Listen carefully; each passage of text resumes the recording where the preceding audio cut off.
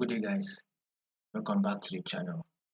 So those of you that are yet to subscribe and you've not done that, make sure you do want to click on the subscribe button, like, share, make your comments. And also if you are yet to follow the Telegram channel, I'll put the link to the Telegram channel in the comment section. So follow the Telegram channel to stay updated. I'll be giving you guys back-to-back updates here.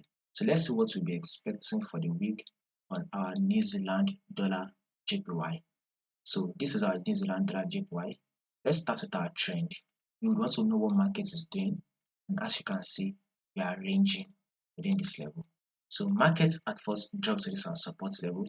Then we had that bullish move that came to tap our resistance. Markets eventually dropped back to tap our support. Then a bullish move was made that came to tap the resistance. Markets eventually dropped to tap the support. Now market has given us this bullish move to tap our resistance. Our next movement on New Zealand dollar JPY would be another drop to tap our support level. So we are currently at the resistance.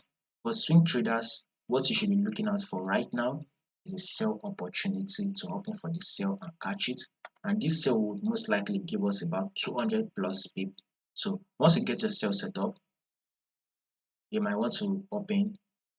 Probably if markets can break below this trend line, pull back to retest it, then we are likely to continue that drop downward on New Zealand JPY for the